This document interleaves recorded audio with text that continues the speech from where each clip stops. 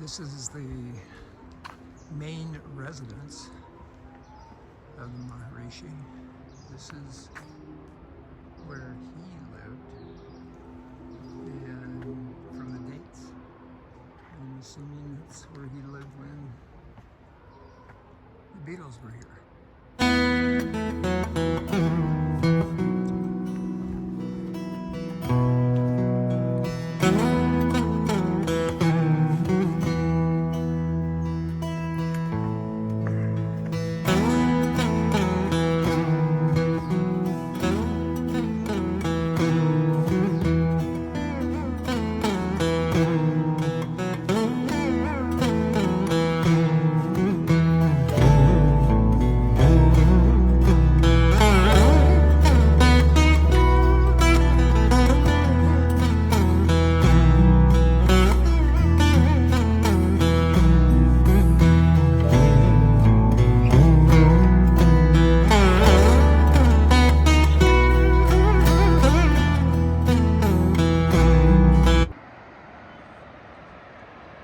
So that's the Ganges, and across the river is Rishikesh, Old Town.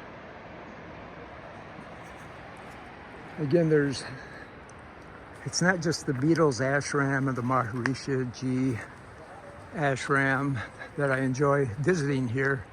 It's actually the nature part too. You're walking through the forest, and it's pretty special. Down below, we have more of the meditation chambers, and we'll walk through them.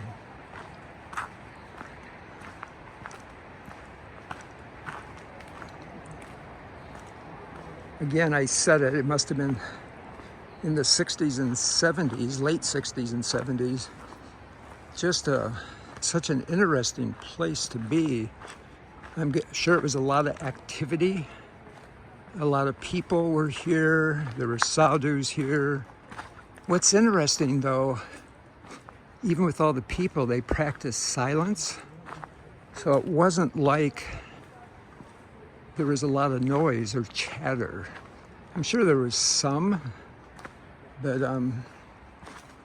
for the most part, I think people were very, very quiet. Meditation doesn't lend itself to a lot of chatter. So each one of these meditation chambers are super similar, and I'm not going too deep into them because even though there's no humans here, I don't know what other creatures might be residing in these. I took a chance walking on the one already.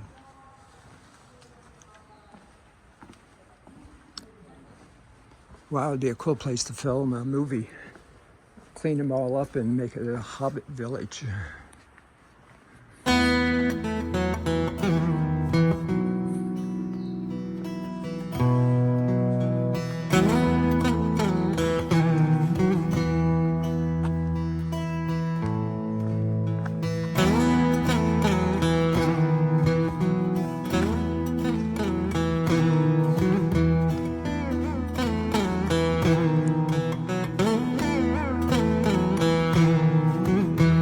As I mentioned at the beginning, this complex, it's over 7 hectares.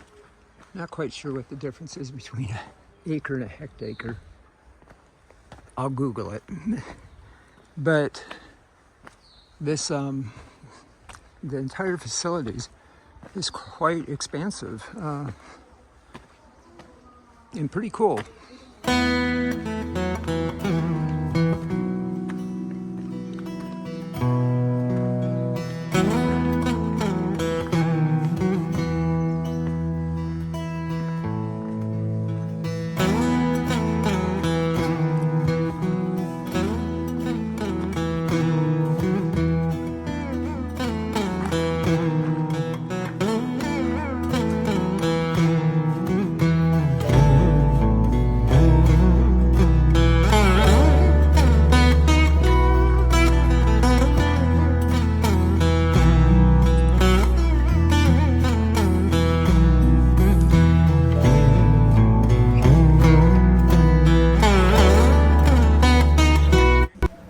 Beatles ashram sets on Rajaji National Park or Rajaji Tiger Reserve. And that's one thing I find really cool about it. On the park, in the park, there's a small museum.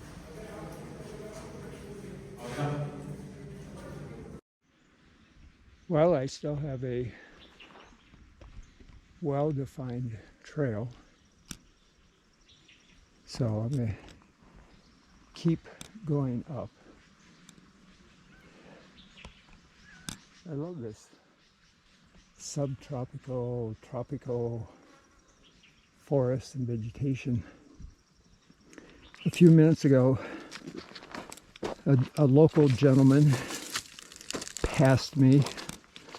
That made me feel a lot better about keep going, even with the possibility of wildlife encounters. You know, another animal I didn't realize was quite prevalent here in the Himalayas, especially at these elevations, are bears. They have black bears that live here. Oh, there's a structure up here. This should be interesting. The gentleman I passed was not a sadhu, was a local person, but it would not surprise me to run into a sadhu, a holy man, on this trail. But we'll see.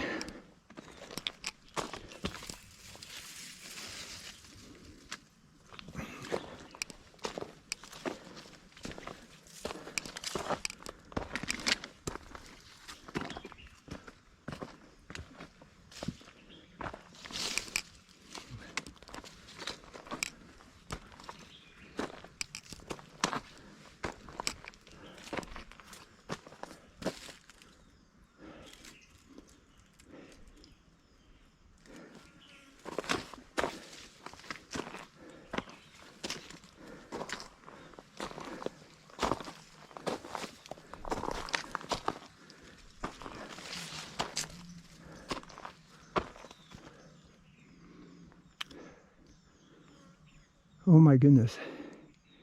This might be the end of the trail, but I'm not sure.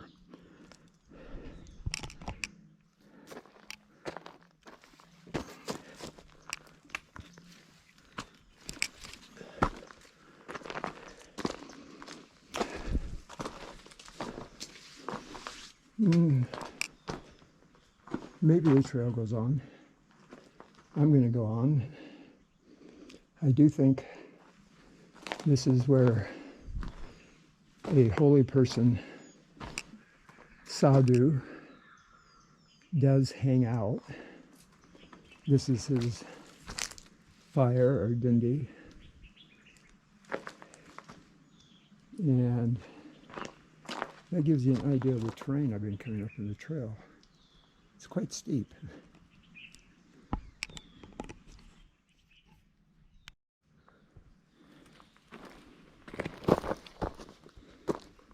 I was just down there. It appears there's a cave here.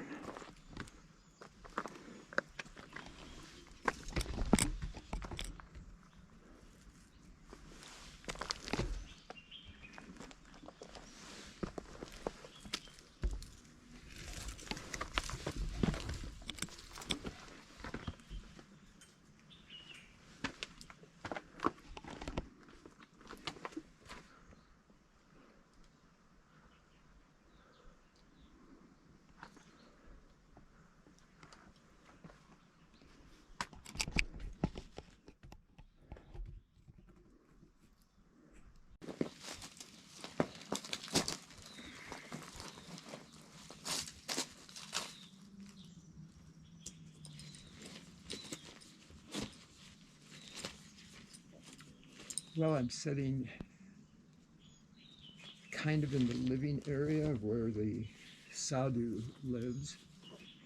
the meditation caves up above.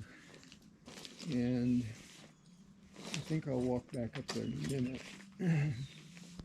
Just a pretty incredible find on my walk today. Pretty excited about this.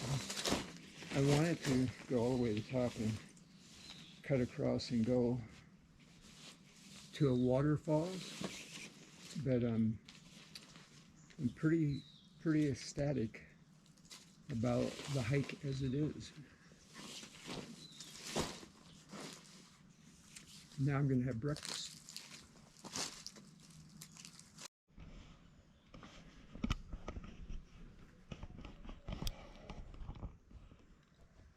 Well, I'm so curious about what's in the cave. I'm going back up to the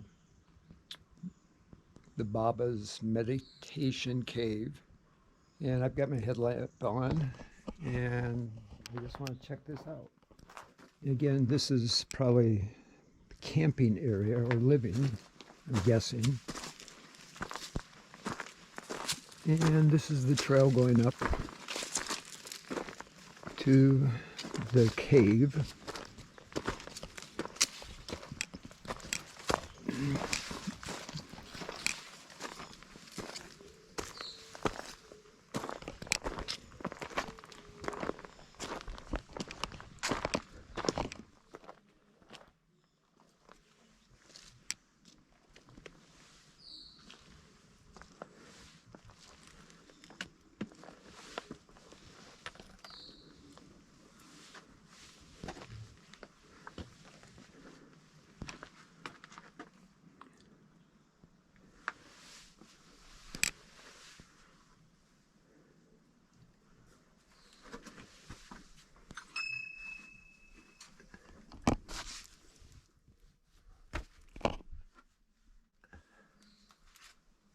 There's a cobra statue, and this must be, yeah, that's it. That looks just fascinating. See the money that's been collected or left here. Lord Shiva, Ganesh, Parvati, Nandi the bull in the picture. More money's been left. And food. Oh, it's just fascinating. Super fascinating.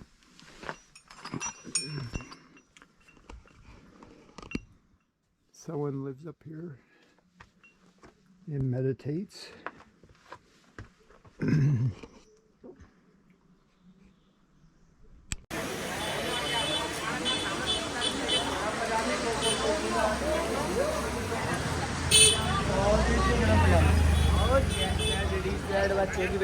This is the market in Rishikesh. I'm headed to the market, but it's actually, well, this is the market. And this is a Friday night, but it doesn't matter. It's like this 7 days a week. I'm headed down to the RT celebration, and it's only going to get busier the next hour, 2 hours down here. I arrived early at the RT celebration before sunset as they're preparing for the evening's festivities.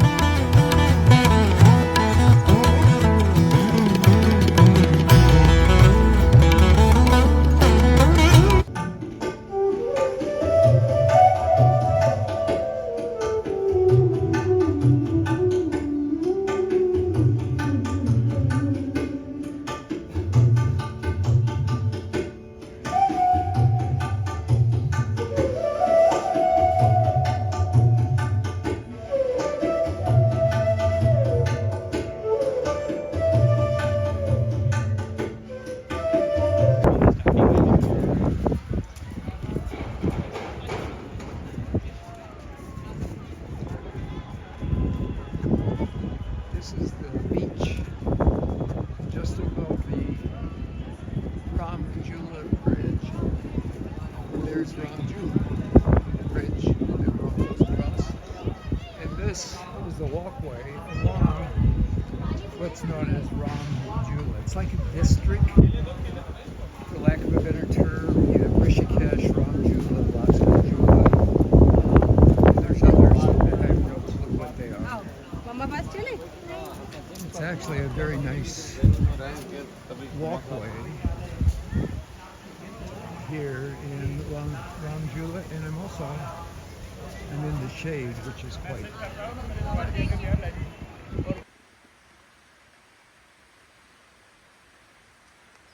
Okay, this is a shrine of sorts.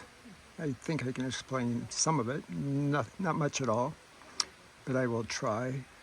This is at the Baba Cave. The Baba's up above having an audience with some people that have walked up here. I won't go up there. I don't want to disturb the group that he's talking to. The black figurine there, I will go in a little closer. That's Nandi the bull, or Shiva's bull. In the back next is Ganesh, the elephant head god. And I think that's Shiva's son that had his head cut off, but I'm not Googling anything, I'm guessing. But I could be wrong on that. And then we have here Shiva's lingam with a cobra over it, and with the symbol Om on it. That's this top symbol. And then in the back, the blue, that's Shiva with his trident sitting there. And then over here, I'm not sure if that's Prabhate, which I could be totally wrong. I don't think I'm not sure. So forget what I just said there. And again, here is Shiva. And Shiva and Prabhati with their son, the elephant head god. Pretty cool. I know very little religion, just trying to understand it a little bit more about the gods and who they are. And I guess you'd call it the pantheon of gods. That would be the word that you'd want to use to describe it. And there's quite a few of them. And here's some more people coming up. It's a busy day on this trail. It's Sunday.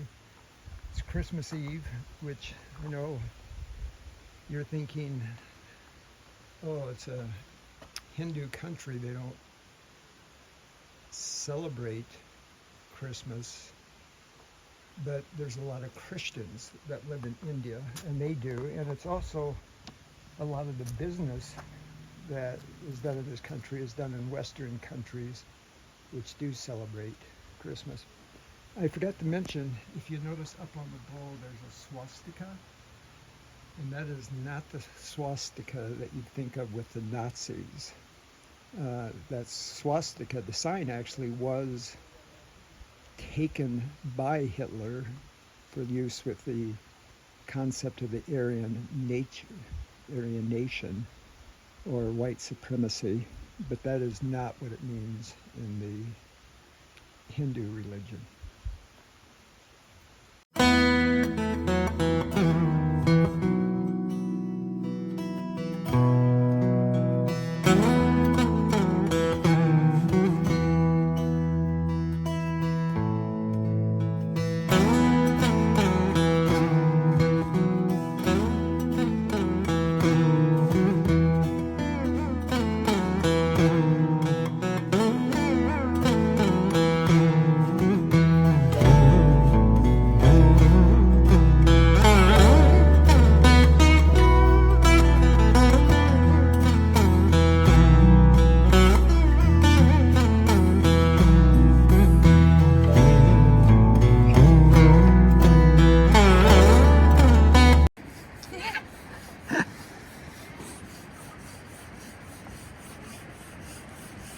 Did I tell you I like social media? I love that about Okay, this is called Nims Beach, and we're going to go out and do a little paddleboard session just in the eddy, and we'll see how it's going. Right now the water's coming up pretty fast, so we'll see how high it comes up.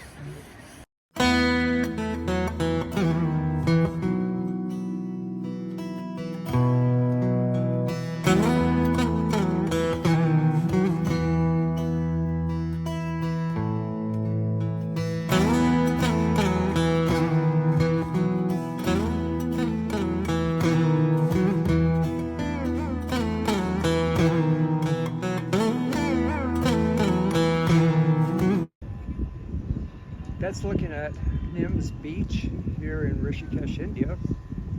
I've been here a couple of weeks. It's been wonderful. That's the Ganges River. And coming across, there's a new ashram that's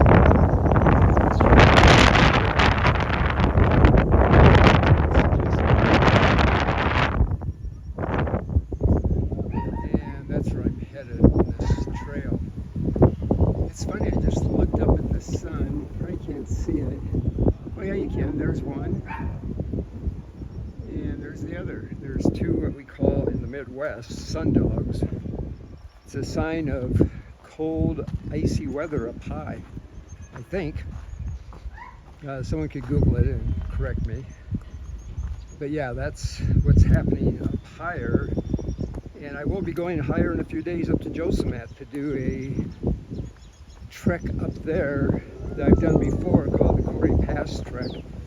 I might try to include a peak in it, which would be nice to do a 15,000 foot peak in India before heading to Delhi. And then from Delhi I'll be going up to Manali, which I'm pretty excited about. You'll notice the homes there. Some people would refer to them as slums. I don't like calling them slums. They're homes that people are living there, entire families. You can see they have their laundry out drying. They've done the washing, and in the morning it's drying in the sun. They have livestock. They have cows and goats and sheep. And they have a life that they are living there right along the Ganges River. It's actually a beautiful location. I love this walk. Where I stay in Rishikesh, it's called Laxman Jula. And if you walk down from Laxman Jula, you'll be able to walk along the river after a ways down, and you'll be able to walk along this sandy, rocky area. And I just really enjoy it. It's what I call the real India to me. And it's what I love about India, the people, the culture, the religion, how people farm, how they live, and their day-to-day lives. Some visitors will focus on the trash, the litter, the poverty that you will see, scammers, what they call scammers in India, and that is not India to me. Some of that exists. You can see this cow here is eating trash, eating probably plastic. It's not healthy. And you'll see the children playing right above the trash here that's collected. Again, you will see this in India, but that is not India to me. It's part of what is there. And just like in every country, and I'm not trying to gloss over it, but in every country, you'll have problems with litter and trash and scammers or crime. And sometimes it is in your face in India. It can be avoided. But I just love walking along this sandy area. The homes that we just passed there, if you look now up towards the sit town, there's other structures there. Those are ashrams, the majority of them. Some are homes. Again, you can see goats over there. As I said, people have their goats. Some of the goats seem like pets to me, and I find that very interesting. Matter of fact, that goat has a sweater on that someone knitted for it. As we're walking up to the walkway here that leads around to the Arti area, it's about a mile walk from here, 3/4 of a mile to the Arti celebration along the Ganges, the Arti celebration in Old Rishikesh. As I said earlier, there's 4 different Arti celebrations in the Rishikesh area. They're playing cricket. You'll see this all the time, all over India. Cricket is the national sport, even though sports are very popular, whether it's soccer, volleyball, even badminton. And the cricket players, it's like being in America and seeing young people playing baseball or basketball. And that's it for here.